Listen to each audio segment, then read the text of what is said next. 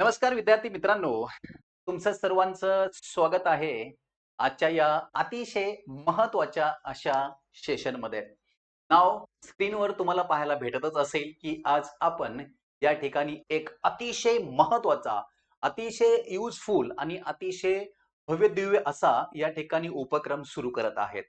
स्क्रीनवर तुम्हाला दिसत असेल त्याप्रमाणे महाराष्ट्रामध्ये कॉम्पिटिटिव्ह एक्झामचं प्रिपरेशन कोणत्याही कॉम्पिटिटिव्ह एक्झामचं प्रिपरेशन स्टुडंट करत असतील, त्याच्यामध्ये सो कॉल्ड काही सब्जेक्ट चॅलेंजिंग असतात, काही सोपे असतात. त्यातला एक जो सब्जेक्ट आहे तो म्हणजे चॅलेंजिंग, त्याचं नाव आहे चालू घडामोडी.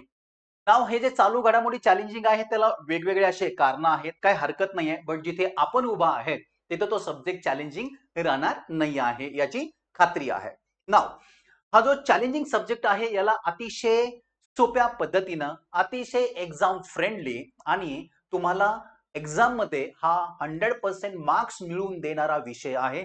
फक्त याची तयारी जी आहे ही थोडीशी वेगळ्या पद्धतीने करावी लागते आणि हीच एक्झाम ओरिएंटेड तयारी आपण घेऊन आलेलो आहे ऍज अ सोल्युशन म्हणून. ते म्हणजे तुमचा स्पर्धा वेध हे प्रोडक्ट बाय हे प्रोडक्ट आहे, प्रस्तुत आहे निरंतर IAS अकॅडमीची आहे, जी की अतिशय पॉवरफुल, अतिशय एक्झाम ओरिएंटेड असणार आहे.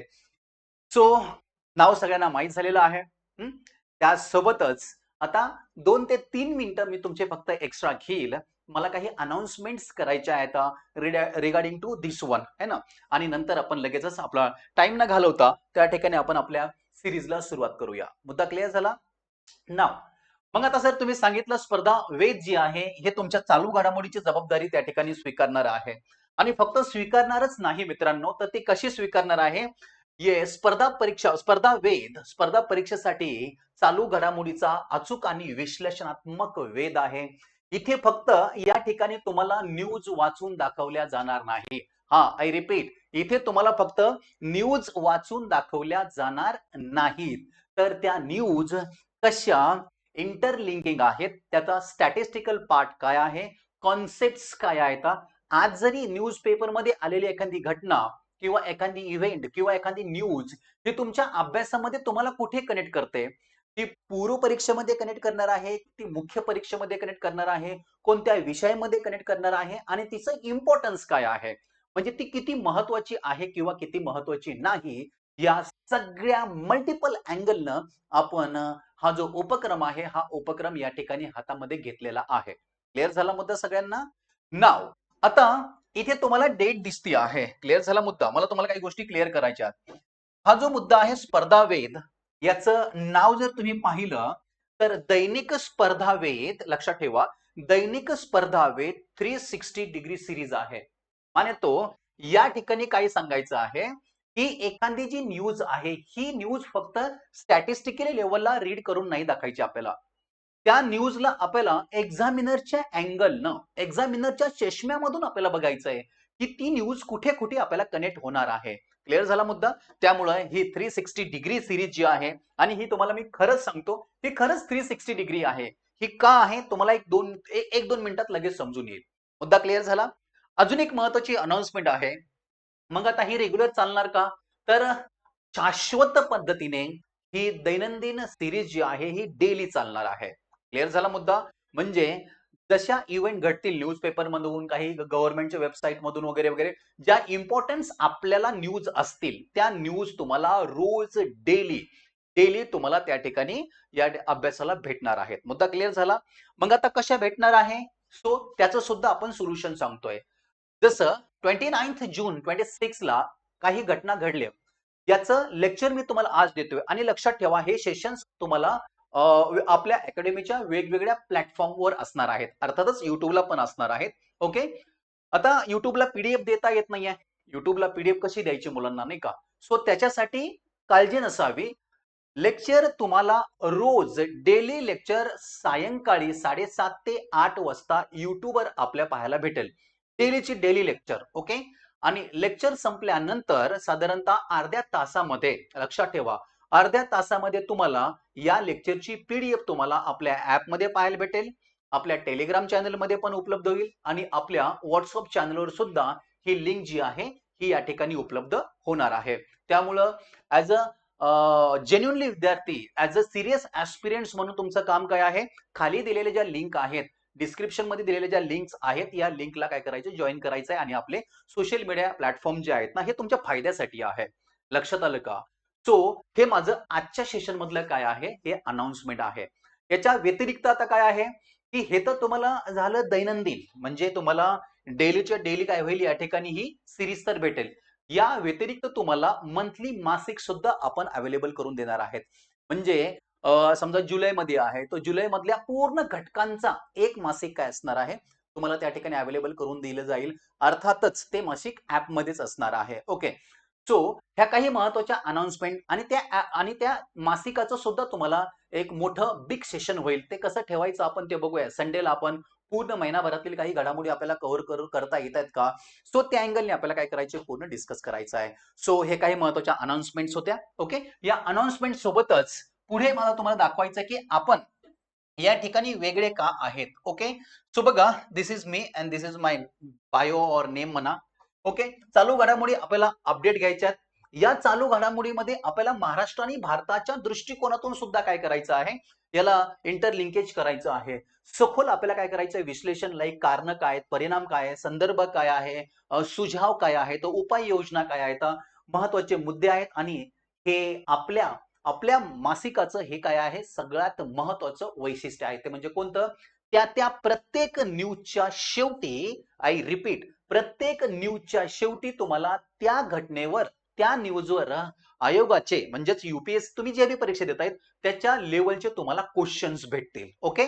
आणि हे सर्वचे सर्व काम कोण करत आहे, त्याचे मुख्य संपादक आहेत प्रोफेसर सुषेण आघाव, म्हणजेच मी स्वतः. हे झाला होता तुम्हाला. सो माझा पण तुम्हाला इंट्रोडक्शन मी या ठिकाणी दिलेला आहे. सो आता हे जेव्हा तुम्हाला पीडीएफ यूज होते, म्हणजे तुम्हाला पीडीएफ येतील, तेव्हा तुम्ही वापरायच्या कशा, तर बघा या ठिकाणी सगळ्यात पहिलं हिडरला जायचं, डेट बघायचा, विषय काय आहे, पर्यावरण, आणि त्या पर्यावरणातील विभाग कोणता आहे, तर ते तुम्हाला चेंज होईल. जशी न्यूज असेल, आता इथं पर्यावरण आहे, कदाचित जिओग्राफी येईल, कदाचित इकॉनॉमी येईल, कदाचित सायन्स येईल. ओके. ते तुम्ही चेक करायचं आहे. नाव चला, काही हरकत नाही आहे. जे सजेशन मला तुम्हाला द्यायचे होते ते मी या ठिकाणी दिलेले आहेत. नाव विद्यार्थी मित्रांनो, तुम्हाला माहित आहे का, आपण आता लेक्चरला सुरू करूया. तुम्हाला माहित आहे का, भारतामध्ये एक अशी परिषद भरते की जी प्लास्टिक रिसायकलिंग अँड शाश्वत या टॉपिकवर आंतरराष्ट्रीय लेवलची एक परिषद आहे. तिचं नाव काय आहे हे तुम्हाला माहित असायला पाहिजे.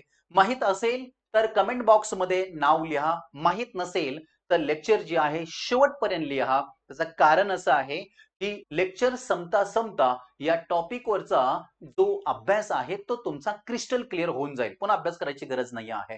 क्लिअर झाला मुद्दा. सो बघा, सिस्टमॅटिक पद्धतीने आपण मांडणी कशी केली, हे आजच्या पेपरचं काय आहे, तुमची न्यूज आहे. न्यूज काय सांगते, प्लास्टिक पुनर्वापर आणि शाश्वततेवर नवी दिल्लीत जागतिक परिषद या ठिकाणी आयोजित करण्यात आलेली आहे. हे आपलं न्यूज आहे. क्लिअर झाला मुद्दा. नमस्कार, मी प्रोफेसर सुषेण आघाव आणि तुम्ही पाहत आहात निरंतर IAS स्पर्धा वेध दैनंदिन चालू घडामोडी सिरीज आहे. ओके. सो चला, आता आपण हे अनाउन्समेंटचं सगळं संपलेलं आहे आपलं. सो नाव आता ही न्यूज तुम्हाला या ठिकाणी क्लिपिंग करून दिलेली आहे. क्लिअर झाला मुद्दा. तुम्हाला जेव्हा पीडीएफ भेटेल, तुम्हाला न्यूज वाचायची तर वाचा, नाही वाचायची तरी त्याचे काही एक्झाम ओरिएंटेड पॉइंट ऑफ काय आहेत आपल्याला खाली दिलेले आहेत. मग आता दिल्लीत ही जागतिक परीक्षेत भरती आहे, अर्थातच महत्व आहे, कारण इंटरनॅशनल काय आहे, कॉन्क्लेव्ह आहे. कुठे कुठे भरतोय तर बघा, या ठिकाणी 2 ते 5 जुलै दरम्यान ही जी परिषद आहे ही या ठिकाणी आयोजित करण्यात आलेली आहे. आणि कुठे भरती आहे, तर भारत मंडपम या ठिकाणी याचं प्रदर्शन भरणार आहे. थोडक्यात काय आहे, तर प्लास्टिक पुनर्वापर आणि शाश्वत यावर जागतिक लेवलची एक परिषद आयोजित करण्यात आलेली आहे, जी की 2 ते 5 जुलै या कालावधी दरम्यान नवी दिल्ली मंडपम या ठिकाणी काय आहे, प्रदर्शित होणार आहे. क्लिअर झाला मुद्दा. आता आता जेव्हा आपण न्यूज वाचतोय तेव्हा आपल्याला लगेच समजलं पाहिजे की ती इम्पॉर्टंट आहे की नाही आहे. कारण का या ठिकाणी रिसायकलिंग या ठिकाणी प्लास्टिकचा त्यांनी वापर केलेला आहे, अर्थात ती आपल्यासाठी फार महत्वाची आहे. क्लिअर झाला. ही तुमची न्यूज झाली. न्यूजच्या संदर्भात तुम्हाला मी काही in short at a glance मध्ये मी तुम्हाला सांगितलेलं आहे.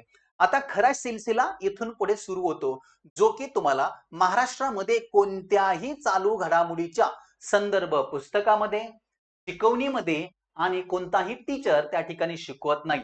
मी तुम्हाला सांगितलं होतं ना, आपण फक्त न्यूज रीड नाही करणार आहे. ऍक्च्युली नवीन पॅटर्न नुसार जे स्किल लागतात ते स्किल आपण डेव्हलप करणार आहे. लक्षात आलं का? 2026च्या परीक्षेमधून तर तुम्हाला मी एक गोष्ट क्लिअर सांगू इच्छितो. वरवरचा अभ्यास करून चालणार नाही. 2026च्या परीक्षेमध्ये 2021-22चं चालू घडामोडी विचारलंय. लक्षात ठेवा तुम्ही. म्हणजे आयोग 2-2, 3-3 वर्षापूर्वीच चालू घडामोडी मला विचारत आहे आणि हे चालू घडामोडी फक्त पाठांतर करून नाही चालणार आहे. मे बी तुम्हाला थोडेफार मार्क पडतील तरी पडतील, पण तो जो अप्रोच आहे तो अप्रोच त्या ठिकाणी डेव्हलप होणार नाही आहे. त्यामुळं या सगळ्या गोष्टीवर रिसर्च करूनच आपण इथपर्यंत पोहोचलोय. क्लिअर झाला मुद्दा? मधून मधून मी तुम्हाला हे असं सांगत राहील. चला आता तुम्ही बघा, आपला जो उपक्रम आहे या उपक्रमाचा सगळ्यात ब्युटी काय माहित आहे तुम्हाला? ती ब्युटी दाखवतो मी तुम्हाला. इथे बघा, मी तुम्हाला या ठिकाणी हे पण दिलंय, exam relevance score and syllabus. This is the real beauty. लक्षात आलं? हे कुठेच नाही आहे.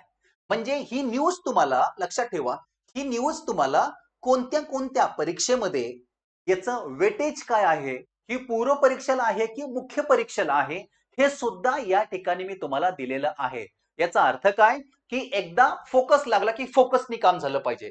इथे बघा, तुमच्यापैकी कोणी युपीएससी करणार असेल तर युपीएससी प्रिलिम्स अँड युपीएससी मेन्सला या न्यूज क्लिपिंगचं वेटेज बघा 10 पैकी 9 पॉइंट आहे. It is so highly important आहे. क्लिअर झाला मुद्दा? मग आता प्रिलिम्स मध्ये कुठे कुठे महत्वाचं आहे, तर प्रिलिम्स ऑब्व्हियसली सगळ्यांना माहिती आहे, एमसीक्यूज पॅटर्न असते.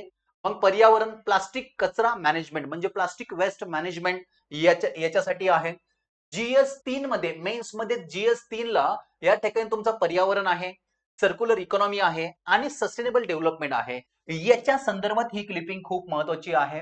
दुसरा मुद्दा आपला एमपीएससीचा राहिला. एमपीएससी राज्यसेवा पूर्व परीक्षेला अगेन पर्यावरणाच्या सरळ सरळ चालू घडामोडीवर आहे आणि मुख्य परीक्षेला जसा इकडे जीएस 3 आहे ऍज इट इज सिलेबस आपल्याला आयोगाने दिलेला आहे.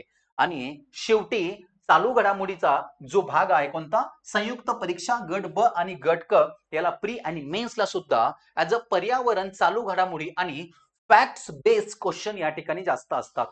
आता लक्षात ठेवा तुम्ही, हे एवढ्या शास्त्रशुद्ध पद्धतीने बनवलेलं आहे. जेव्हा तुम्ही न्यूज पेपरमध्ये न्यूज क्लिपिंग वाचाल तेव्हा तुम्हाला लगेच कळेल की बाबा मला हे कुठे कुठे महत्वाचं आहे, हे मला कोणत्या पूर्वला आहे की मेन्सला आहे, मला अभ्यास कसा करायचा आहे. This is the real beauty of our Spardhaved magazine. Spardhaved magazine आणि या सिरीजची ही एक ब्युटी आहे. दुसरी एक ब्युटी तुम्हाला दाखवायचं आहे. इथे जर तुम्ही पाहिलं तर एक्सपेक्टेड क्वेश्चन एरिया हे त्याच्यापेक्षा फार महत्वाचं आहे. म्हणजे काय, की साधारणतः असं असतं की क्वेश्चन ज्या टॉपिकवर आहे तेवढाच टॉपिक रीड करून सांगायचं मुलांना, पण त्याच्या व्यतिरिक्त कुठे कुठे एक्झामिनर जाऊ शकतो. म्हणजे एक्सपेक्टेड एरिया ऑफ क्वेश्चन जे आहेत या घटनेच्या व्यतिरिक्त, जसं प्लास्टिक रिसायकलिंग आहे, या घटनेच्या व्यतिरिक्त कुठे एक्झामिनर जाऊ शकतो, मग ते म्हणजे काय आहे, या ठिकाणी संभाव्य प्रश्नाचे एरिया आहेत. प्रिलिम्ससाठी, मेन्ससाठी आणि संयुक्त परीक्षेसाठी ते अगेन आपण काय केले, क्लासिफाईड करून दिलेले आहेत. मग जर तुम्ही जर संयुक्त परीक्षा करत असाल तर तुम्हाला डायरेक्ट काय करायचं, फॅक्ट्स बेस ही जी न्यूज आहे, जे आपलं लेक्चर आहे यातले तुम्हाला फॅक्ट्स बघायचे. तुम्ही जर मेन्स करत असाल तर या सगळ्या प्रश्नाच्या अनुषंगाने तुम्हाला विचार करणं गरजेचं आहे मेन्स वाल्यांसाठी. जसं प्लास्टिक कचरा व्यवस्थापनाची गरज, ओके, त्यानंतर सर्क्युलर इकॉनॉमी सोकोल. इथे प्रिलिम्स मध्ये जर तुम्ही पाहिलं तर ग्लोबल कॉन्क्लेव्ह प्लास्टिक रिसायकलिंग जी कॉन्फरन्स आहे ते, एपीआयएमए, प्लास्टिक रिसायकलिंग, ह्या ज्या काही स्मॉल कॉन्सेप्ट आहेत ह्या पण आपल्याला काय करायच्यात. ह्या दोन गोष्टी अतिशय महत्वाच्या आणि आपल्या मासिकाची ब्युटी वाढवणाऱ्या आहेत. सो एनिवेज तुम्हाला दाखवलं होतं. आता आपण आपल्या मेन टॉपिक कडे जाऊया. आता बातमीचा थोडक्यात आढावा काय बघा बरं. ही प्लास्टिक पुनर्वापर म्हणजे काय, प्लास्टिक रिसायकलिंग अँड सस्टेनेबिलिटी या विषयावरील तिसरी जागतिक परिषद व प्रदर्शन आहे 2026. नाव याच्यामधून आपल्याला काय समजून येत आहे, त्यांनी हे सांगितलंय की तिसरी आहे, याचाच अर्थ आधी 2 झाले असतील. मग याचे विद्यार्थी म्हणून आपलं काम आहे की आधी 2 कधी झाल्या होत्या, त्याचा मुख्य थीम काय होती, कोणत्या वर्षी झाल्या होत्या हे शोधणं. ओके, ते पण मी तुम्हाला दिलेलं आहे. तेही त्या ठिकाणी मेहनत करायची गरज नाही आहे. क्लिअर झाला मुद्दा? बघा, कधी आयोजन करण्यात आलेलं आहे? 2 ते 5 जुलै 2026 दरम्यान भारत मंडपम नवी दिल्ली या ठिकाणी काय आहे आयोजित करण्यात आलेली आहे. मुद्दा क्लिअर झाला? तर ही एक ग्लोबल लेवलची कॉन्क्लेव्ह आहे जी 2 ते 5 जुलै दरम्यान दिल्ली या ठिकाणी नवी दिल्ली या ठिकाणी आयोजित करण्यात आलेली आहे. मग आता हे कुणी आयोजन केलेलं आहे? आता हे जे तुम्हाला दाखवतोय ना मी, हे तुम्हाला त्या न्यूज मधलंच आहे. हा लक्षात ठेवा. आधीची जी क्लिपिंग होती ना त्यातलंच आहे. हे कुणी आयोजन केलेलं आहे हे लक्षात ठेवणं फार गरजेचं आहे. All India plastic manufacturers association AIPMA okay या अग्रगण्य भारतातील प्लास्टिक उत्पादन करणारी जी एक संस्था आहे यांनी काय केलेलं आहे याचं आयोजन केलेलं आहे. आता एक्झामिनरच्या अँगलने जर विचार केला तर हे तर झालं फॅक्ट्स, पण इथे खरा गेम आहे. मग ही जी परिषद होती या परिषदेला कोण कोण या ठिकाणी उपस्थित होतं दॅट इज मोर मॅटर. आणि हे आपल्या अभ्यासाचा भाग आहे. विशेषतः MPSC कंबाईन आणि राज्यसेवेच्या प्रिलिमचा भाग आहे. मग इथे कोण कोण होते? इथे बघा ना तुम्ही, भारत सरकारचं वस्त्रोद्योग मंत्रालय, वाणिज्य उद्योग, नीती आयोग, गृहनिर्माण व शहरी व्यवहार मंत्रालय यांचे सहकार्य आणि मार्गदर्शन लाभणार आहे किंवा हे लोक त्या ठिकाणी काय करणार आहेत उपस्थित राहून उपस्थितांना मार्गदर्शन करणार आहे. मुद्दा क्लिअर झाला? सो यांची नावं आपल्याला लक्षात ठेवायची. अर्थातच भारत सरकारचे काही मिनिस्ट्री जे आहेत याच्यामध्ये इन्व्हॉल्व आहेत, याचा अर्थ याला तेवढं वेटेज आहे आणि याला फक्त ते मंत्री किंवा मंत्रालय उपस्थित आहेत म्हणून वेटेज नाही आहे, कारण हा पर्यावरणाचा सध्या चर्चेचा विषय आहे. क्लिअर झाला मुद्दा? आता बघा ना, याच्यामधून त्यांनी आपल्याला अजून काही सांगितलेलं आहे न्यूज मध्ये. ते हे बोलतायत की अध्यक्ष कोण आहेत, तर हे महत्वाचं आहे. डायरेक्ट फॅक्च्युअल डेटा येतो. तुमचा जो कंबाईनची पेपर आहे ना तो कंबाईनला येतो डायरेक्ट. हे काय global conclave for plastic recycling याचे अध्यक्ष कोण आहेत तर अरविंद मेहता आणि AIPMA चे अध्यक्ष कोण आहेत तर काय जुगल किशोर आहे. ते पाठच करून ठेवायचं विशेषतः कंबाईनवाल्यांनी. क्लिअर झाला मुद्दा? आता मुख्य भर कशावर असणार आहे यांचा तर प्लास्टिक पुनर्वापर. म्हणजे एकदा समजा आता हे प्लास्टिक आहे, हे प्लास्टिक काय करायचं आहे याला एक्सटेंडेड रिस्पॉन्सिबिलिटी म्हणतात. पुढे शिकवणार आहे. हे जे प्लास्टिक आहे या प्लास्टिकचा वापर संपला की फेकून नाही द्यायचं, डोकं लावायचं, इनोव्हेशन करायचं, नवीन नवीन गोष्टी शोधून काढायच्या. ओके, आणि यालाच आपण पुन्हा कसं रियूज करू शकतो याच्यासाठी काय करायचं आहे संशोधन करायचं आहे. नवीन तंत्रज्ञान, नवकल्पना आणि शाश्वत उपाययोजना यांना प्रोत्साहन देण्यासाठी हे काय आहे जागतिक लेवलचं महत्वाचं व्यासपीठ म्हणा किंवा कॉन्क्लेव्ह आहे. क्लिअर झाला मुद्दा? येस. आता याच्यावरून एवढे डिस्कशनवरून आपल्याला एक गोष्ट समजून आली की ही न्यूज जी आहे ही महत्वाची होती. कशासाठी? ग्लोबल ग्लोबल वॉर्मिंग म्हणण्यापेक्षा क्लायमॅटॉलॉजी हे इन्व्हायरमेंट सॉरी क्लायमॅटॉलॉजी नाही इन्व्हायरमेंटच्या संदर्भात ही एक महत्वाची होती. ओके, त्यासोबत रिसर्च अँड डेव्हलपमेंट म्हणजे R&D सुद्धा याच्यासाठी सुद्धा ही त्या ठिकाणी महत्वाची न्यूज आपल्यासाठी होते. मग आम्ही तुम्हाला सांगितलेलं आहे हे बघा याचं एक्झाम रिलेव्हन्स आणि सिलेबस मॅपिंग जो आहे तो कसा आहे. इथे जर तुम्ही पाहिलं 10 पैकी UPSC प्री मेन्स राज्यसेवा प्री मेन्स या 4 एक्झामसाठी 10 पैकी 9 स्कोर आहे याचा. आणि जी आपली संयुक्त गट ब आणि गट क आहे तिचा जो आहे 10 पैकी 8 स्कोर आहे. अर्थातच आपल्या सगळ्या परीक्षेला काय आहे ही तेवढीच महत्वाची आहे. त्यानंतर बघा नेक्स्ट वाला संभाव्य एक्सपेक्टेड क्वेश्चन ऑफ एरिया कुठून कुठून येऊ शकतो. तर कदाचित तुम्हाला प्रिलिम्स मध्ये विचारलं जाईल GCPRS काय आहे, API कोण आहे, प्लास्टिक रिसायकलिंग काय आहे, सस्टेनेबिलिटी एक्झॅक्टली काय आहे, त्यानंतर सर्क्युलर इकॉनॉमी काय आहे. याच्यावर एवढे क्वेश्चन येऊन गेले ते UPSC ला. मेन साठी काय काय विचारू शकतात तर प्लास्टिक कचरा व्यवस्थापनाची गरज काय बाबा, why we need to the management of plastic. तर आपल्याला ते समजून आलं पाहिजे किंवा आपल्याला लिहिता आलं पाहिजे. लक्षात आलं का? त्यानंतर पुन्हा सर्क्युलर इकॉनॉमीचे महत्व काय आहे याच्यावर सुद्धा फोकस मेन्स मध्ये असणं गरजेचं आहे. शाश्वत विकासातील उद्योगाची भूमिका आणि प्लास्टिक पुनर्वापरातील भारताची भूमिका आणि सरकार आणि खाजगी उद्योग समन्वय. आता हे मेनचे अँगल तुम्हाला मी दिलेलं आहे. एनिवेज आता हे समजून आलं आपल्याला. ओके, सो आपल्याला एक्सपेक्टेड क्वेश्चन मध्ये पहिली कन्सेप्ट काय होती तर GCPRS आहे, global conclave of plastic cycling. आता इथून बघा हा तुमचा कोर पार्ट आहे. पॉइंट नेहमी लक्षात ठेवा जेव्हा भी तुम्ही PDF यूज कराल तेव्हा हा जो आहे ना पॉइंट नंबर 4 वाला हा अतिशय कोर पार्ट आहे, कारण इथेच तुम्हाला काय होणार आहे ऍक्च्युअली ओरिजिनल नॉलेज भेटणार आहे. म्हणून हा जो सेक्शन आहे हा सेक्शन तुम्ही प्रॉपर लेवलला काय करायचा आहे स्टडी करायचा आहे. आता बघा ना GCPRS global conclave on plastic recycling and the sustainability. आता आपण हा कन्सेप्ट बघूया एक्झॅक्टली जीसीपीआरएस काय आहे. ओके, त्याला मराठीमध्ये बघा काय म्हणायचं, तर प्लास्टिक पुनर्चक्र आणि शाश्वततेवरील जागतिक परिषद आहे. ग्लोबल परिषद आहे अर्थातच ती. ही एक कचरा व्यवस्थापन रिसायकलिंग पद्धत आहे. काय करायचंय, हा एक कचरा जो आहे प्लास्टिक विशेषतः रिसायकलिंग करणारी आणि पर्यावरणपूरक पर्यायांना चालना देणारी भारतातील एक सर्वात मोठी आंतरराष्ट्रीय परिषद आहे. आता त्याला सांगायचंय काय ते मी तुम्हाला थोडक्यात सांगतो. तो काय म्हणतो आहे, सध्या ज्या बी तुम्ही वस्तू वापरता आहेत, ओके, या वस्तू पर्यावरणपूरक आहेत का? आणि जर पर्यावरणपूरक नसतील तर त्याला इतर अजून काय वस्तू आहेत ज्या की पर्यावरणपूरक आपण शोधू शकतो, याच्यावर विचार आणि विमर्श करणारी काय आहे, ही एक महत्वाची परिषद आहे. मुद्दा क्लिअर झाला? आता ही जी परिषद आहे, ओके, या परिषदेचे व्हॉट आर द ऑब्जेक्टिव्ह, म्हणजे ऑब्जेक्टिव्ह काय असतील. बघा, तुम्ही अभ्यास करताय, मी तुम्हाला शिकवतोय, आपली इन्स्टिट्यूट मुलांसाठी नवीन नवीन चांगले क्वालिटीचे कंटेंट देते. So there will be some object, काही ऑब्जेक्ट्स आहेत आणि ते ऑब्जेक्ट काय करायचं आपल्याला फुलफिल करायचे. तसे यांचे काही ऑब्जेक्ट आहेत का? हो. प्लास्टिक, पहिला ऑब्जेक्ट जर तुम्ही पाहिला तर तो सांगतोय की प्लास्टिक कचरा व्यवस्थापन, म्हणजे एकंदरीत लेवलला उद्योगामधून किंवा विविध अशा या ठिकाणी ऍक्टिव्हिटीज मधून जेवढं बी प्लास्टिक तयार होतंय याचं आपल्याला काय करायचं आहे, वेल मॅनेजमेंट करायचं आहे, वेल मेंटेन करायचं आहे. क्लिअर झाला मुद्दा? पुढे बघा, सर्क्युलर इकॉनॉमी म्हणजे तो चक्रीय अर्थव्यवस्था, याला आपल्याला काय करायचं आहे, बढावा द्यायचा आहे. आता सर्क्युलर इकॉनॉमी यूपीएससी ला हा एकदम फेवरेट आहे, समजतंय. सो हे सर्क्युलर इकॉनॉमी काय आहे हे तुम्हाला मी एक गोष्ट या ठिकाणी सांगतो कॉन्सेप्च्युअल क्लॅरिटी येण्यासाठी. फॉर एक्झाम्पल, हे एक आपण प्लास्टिक आहे, ओके, हे ए नावाचं प्लास्टिक आहे.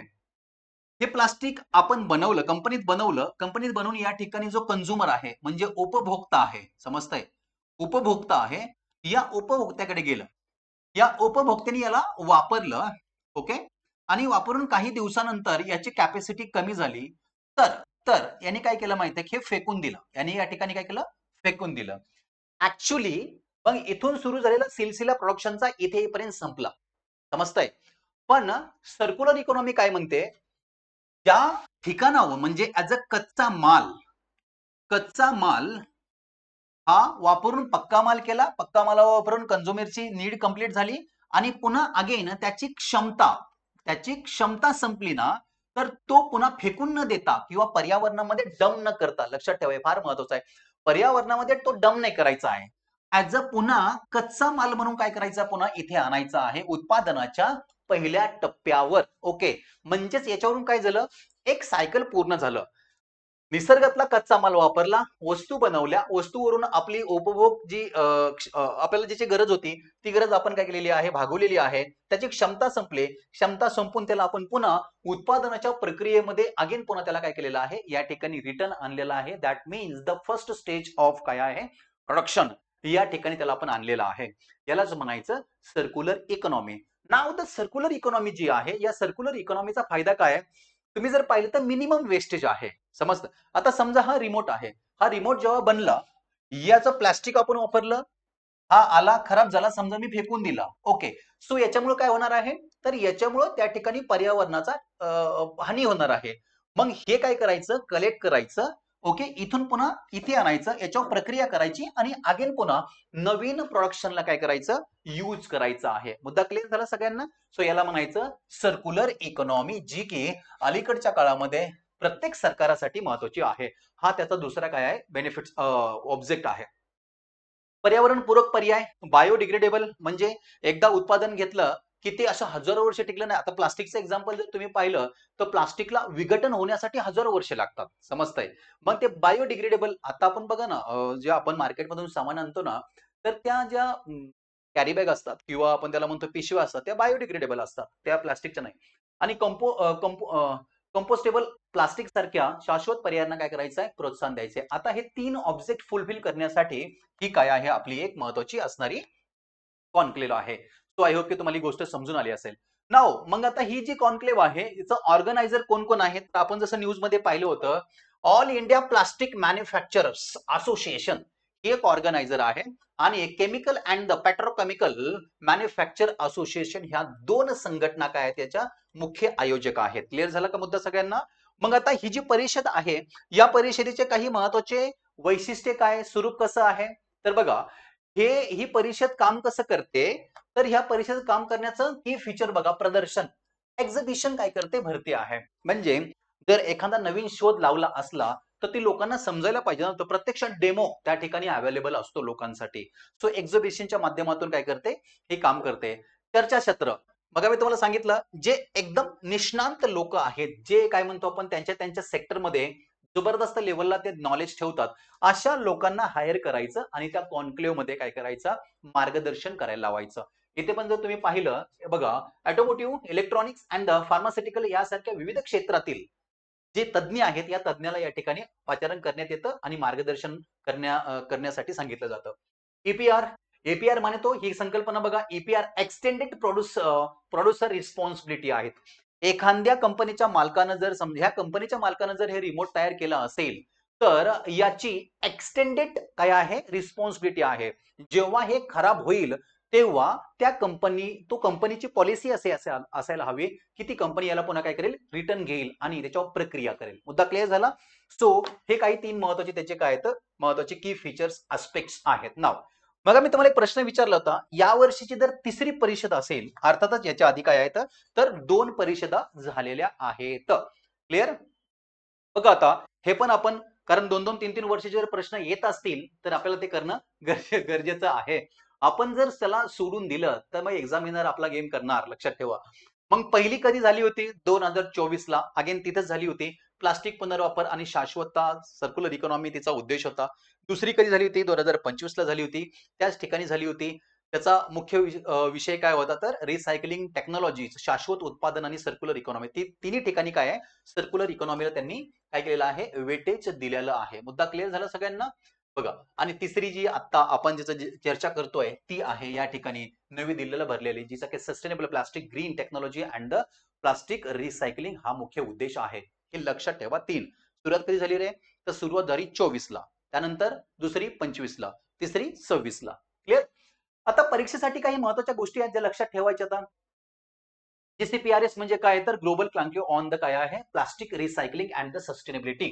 कोणत्या कोणत्या संस्थांनी आयोजन केलेलं आहे, तो ऑल इंडिया प्लास्टिक मॅन्युफॅक्चरर्स यांनी आयोजन केलेलं आहे. मुख्य उद्देश काय आहे, प्लास्टिक पुनर्वापर आणि सर्क्युलर इकॉनॉमी आणि शाश्वत विकासाला या ठिकाणी बढ़ावा द्यायचा आहे.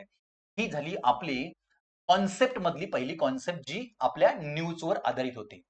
दुसरी स्मॉल कॉन्सेप्ट आहे ती म्हणजे काय, प्लास्टिक पुनर्वापर. एकदा प्लास्टिक आपण आणलं की ते काय करायचं, फेकून द्यायचंय का, नाही, त्याचा वारंवार पुनर्वापर करायचा आहे. असं केल्याने होईल काय, तर प्लास्टिक घनकचऱ्यात काय होईल, या ठिकाणी घट होईल, नैसर्गिक संसाधनांचे संरक्षण होईल आणि प्रदूषणामध्ये सुद्धा काय होईल, या ठिकाणी घट होईल. तर ही स्मॉल कॉन्सेप्ट आहे आपली प्लास्टिक रिसायकलिंगची. सस्टेनेबल डेव्हलपमेंट नेक्स्ट थर्ड वाली कॉन्सेप्ट आहे. सस्टेनेबल डेव्हलपमेंट म्हणजे काय, की तुमच्या आताच्या ज्या गरजा आहेत ह्या तुम्ही गरजा भागवा, नो प्रॉब्लेम. आताच्या ज्या तुमच्या गरजा आहेत ह्या तुम्ही बेशक भागवा, परंतु भविष्यातील पिढ्यांच्या गरजा भागवण्याचा जो हक्क आहे, म्हणजे तो संसाधनं जी आहेत ही आता काय करू नका, पूर्ण एक्झॉस्ट करू नका. म्हणजेच काय, आपण गरजा भागवा, भविष्यातील लोकांच्या गरजा भागवण्यासाठी सुद्धा शाश्वत शाश्वत संसाधनांचं काय करायचं आहे, जतन करायचं आहे. त्यानंतर पुढे बघा, सर्क्युलर इकॉनॉमी, संसाधनांचा जास्तीत जास्त पुनर्वापर करून घनकचरा कमीत कमी ठेवणारी आर्थिक व्यवस्था आहे, जे मी तुम्हाला मग कॉन्सेप्च्युअल गोष्ट सांगितली आहे. त्यानंतर पुन्हा all India plastic manufacture association, भारतातील सर्वात मोठी प्लास्टिक उत्पादन करणारी एक काय आहे, असोसिएशन आहे.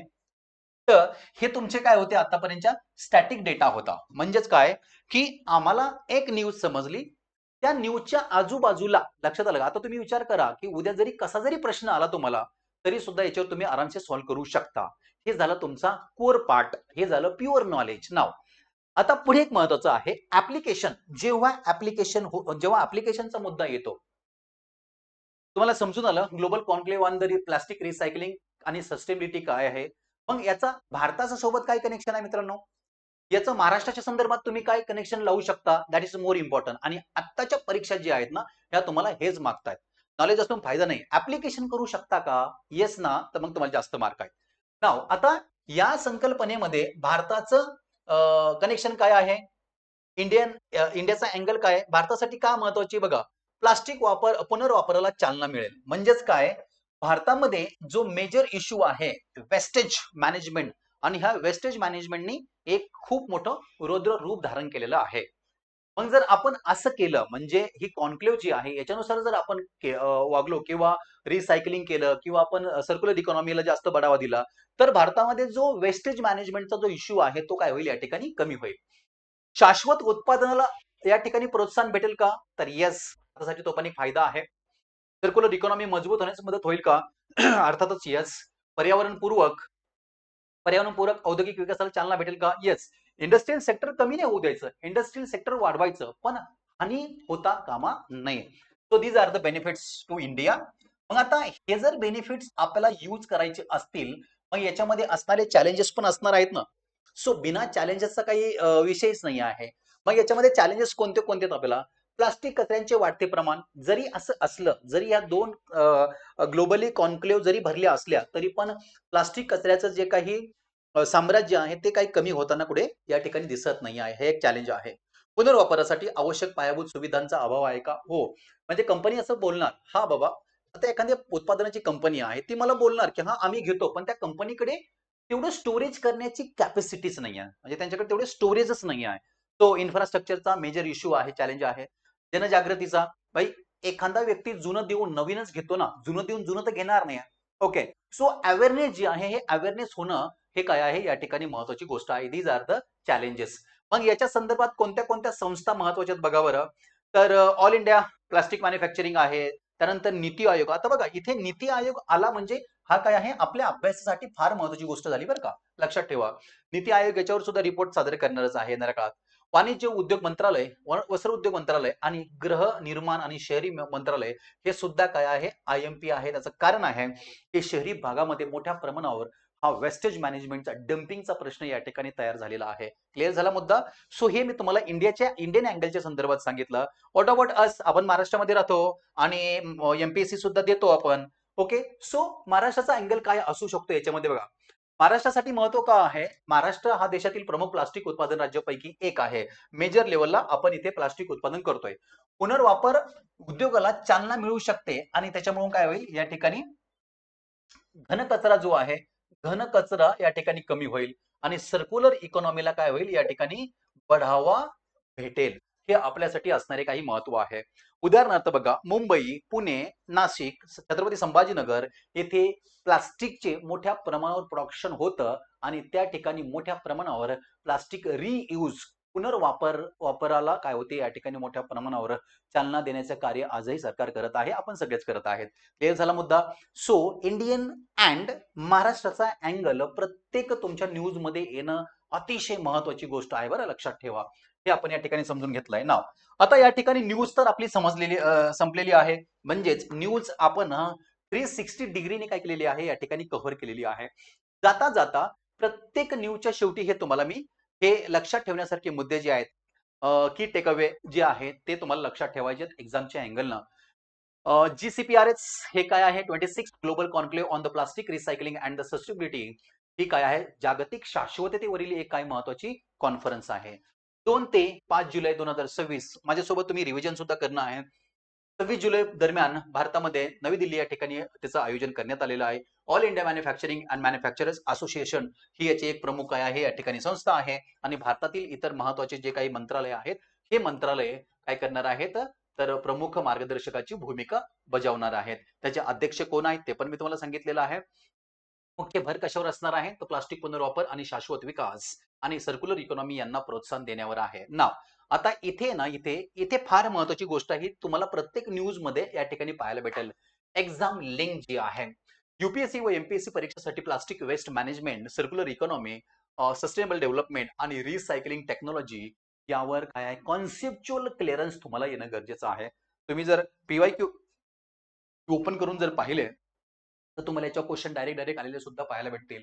नाव डायरेक्ट एक्झाम लिंक कशा आहे, तर प्लास्टिक वेस्टेज मॅनेजमेंट रूल, गव्हर्नमेंटचे जे काही रूल आहेत ते, सर्क्युलर इकॉनॉमी, EPR एक्सिडेंट काय आहे, producer responsibility and sustainable development goals, याच्या संदर्भात काय आहे, याचा थेट संबंध आहे.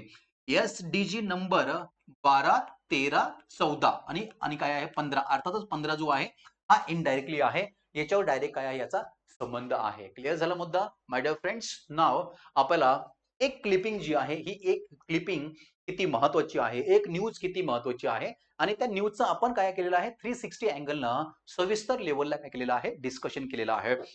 आपल्या या उपक्रमाची अजून एक ब्युटी म्हणजे काय, तुम्ही जे शिकलेले आहे या शिकलेल्यावरच तुम्हाला या ठिकाणी पीवायक्यू बेस्ड क्वेश्चन आहेत. जसं पीवायक्यू असतात तसेच यूपीएससी किंवा राज्यसेवेच्या शैलीमध्ये एक आहे. सो हे जे आहे हे तुम्ही या ठिकाणी काय करायचं आहे सॉल्व्ह करायचे आहेत.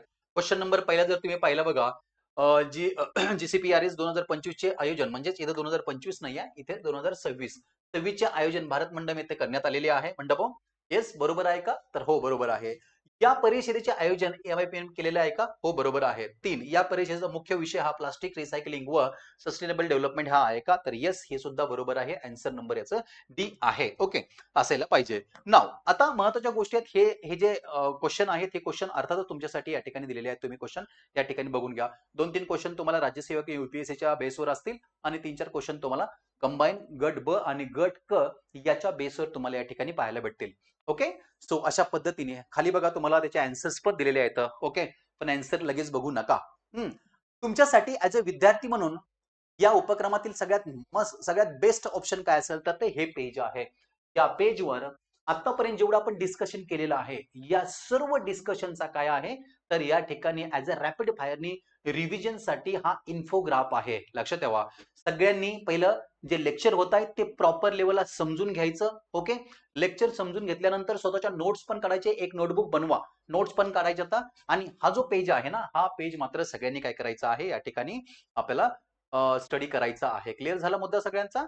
तर अशा पद्धतीने काय आहे एक महत्वाची जी क्लिपिंग होती ओके सो ती क्लिपिंग या ठिकाणी इम्पॉर्टंट आपण डिस्कस केलेलं आहे. आता अजून एक या ठिकाणी जर तुम्ही पाहिलं तर अजून एक न्यूज आहे पण तेवढीशी काही मला महत्वाची वाटली नाही म्हणून तिला मी डिटेल्स मध्ये कव्हर न करता ऍज अ फक्त वन लाइनर म्हणून कव्हर केलेला आहे. हिंदी तो पहिला मुद्दा समजला. प्लास्टिक पुनर्वापर आणि शाश्वतता यावर जागतिक परिषद जी आहे 2026 ची त्या ठिकाणी भरलेली आहे, म्हणजे भरण्याचं आयोजित केलेलं आहे. तर ही न्यूज आपल्याला या ठिकाणी संपलेली आहे जी की महत्वाची होती, जे की आपण 360 डिग्री अँगलनं समजून घेतलेली आहे. दुसरी एक महत्वाची न्यूज आहे आजच्या पेपर मधली ती म्हणजे काय, हिंदी महासागर आता संधीचा सेशेल्स मध्ये पंतप्रधान नरेंद्र मोदी यांचे प्रतिपादन आहे. आता ही जी न्यूज आहे ना या न्यूजला आधीच्या न्यूज एवढं जस्टिफाय करायची गरज नाही, म्हणजे ही फार अशी लक्षात ठेवण्याची गरज नाही. आता याच्यामधून जर तुम्ही पाहिलं तर 2-3 गोष्टी फक्त लक्षात ठेवा. हे इंटरनॅशनल रिलेशन आहे. इथे जर तुम्ही पाहिलं यूपीएससी ला एमपीएससी ला आहे आणि संयुक्त गट ब आणि गट क ला सुद्धा हे सरळ चालू घडामोडी मधला प्रश्न येऊ शकतो. द होरायझन बघ, गार्डियन ऑफ द होरायझन हा सन्मान पंतप्रधान नरेंद्र मोदीला कोणत्या देशाने दिलेला आहे किंवा असाही प्रश्न येऊ शकतो. किंवा तसेच या देशाने पंतप्रधान नरेंद्र मोदी यांना कोणत्या पुरस्कारानं सन्मानित करण्यात आलेला आहे असा एक प्रश्न असू शकतो. बस याच्यापेक्षा वेगळं काहीच नाही याच्यामध्ये. ओके आणि जर जिओग्राफीवर यांनी प्रश्न विचारलास तर तुम्हाला हे माहिती असायला पाहिजे कोणतं, हे सेशेल्स नावाचा देश कुठे आहे, त्याचं स्थळ कुठे आहे, संरक्षण व्यापार याच्यासाठी का महत्वाचा आहे. तर हा जो टॉपिक आहे ही जी न्यूज आहे ही न्यूज जास्तीत जास्त काय आहे इम्पॉर्टंट आहे यूपीएससी मेनच्या अँगलनं. लक्षात आलं यूपीएससी प्रिलिमच्या अँगलनं. इथे जर तुम्ही पाहिलं तर सेशेल्स नावाचा जो बेट आहे तो 115 बेटांचा समूह वगैरे आहे जो की ही न्यूज तुम्हाला ऍज अ इन्फोग्राफ म्हणून मी तुम्हाला या ठिकाणी दिलेली आहे ज्याच्यावरचे पीवायक्यू सुद्धा या ठिकाणी कव्हर केलेले आहेत. तो मुद्दा क्लिअर झाला सगळ्यांना. सो अशा पद्धतीने माय डिअर फ्रेंड्स अशा पद्धतीने अतिशय इम्पॉर्टंट आणि अतिशय तुमच्या प्रिपरेशनला 360 कन्वर्ट करणारा ही आपली सिरीज आहे. लक्षात आलं. तो आय होप की तुम्हाला या सिरीजचे सुरुवातीचे ध्येय धोरण समजले असतील, टीचिंग पण समजली असेल, कंटेंट आपण कसे मॅपिंग करतोय ते पण त्या ठिकाणी समजलेलं असेल. ओके दुसरा एक महत्वाचा मुद्दा आहे या ठिकाणी जर तुम्हाला वाटतंय की बाबा आपल्याला ह्या अशा कंटेंटच्या संदर्भात कंटिन्युअसली आपल्याकडे नॉलेज पाहिजे आहे तो ही पीडीएफ तुम्हाला या ठिकाणी अवेलेबल झाल्यानंतर हे आपले काय आहेत सोशल सोशल मीडियाचे प्लॅटफॉर्म्स आहेत.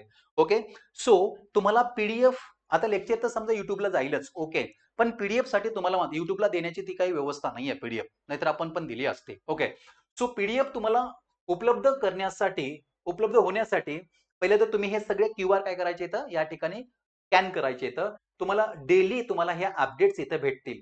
टेलिग्राम चॅनलचं जॉईन करा, तिथे तुम्हाला सर्वात आधी पीडीएफ भेटेल.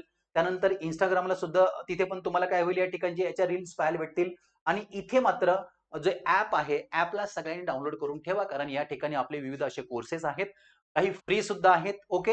आणि काही नॉमिनल फीस घेतलेली आहे आपण, कारण फ्रीला तेवढं काही इम्पॉर्टंट नसतं. नॉमिनल फीस मध्ये पण आपण कोर्सेस देतो आहे. इथे स्टुडंट डॅशबोर्ड सुद्धा आहे. इथे तुम्हाला ऑल स्टडी मटेरियल्स पाहायला भेटेल. त्यामुळे तुम्हाला काय करायचं आहे, या ठिकाणी हे सगळे जे कोर्सेस हे ऍप आहेत, चॅनल्स आहेत, हे चॅनल्स तुम्ही काय करायचे तर या ठिकाणी जॉईन करायचे आहेत.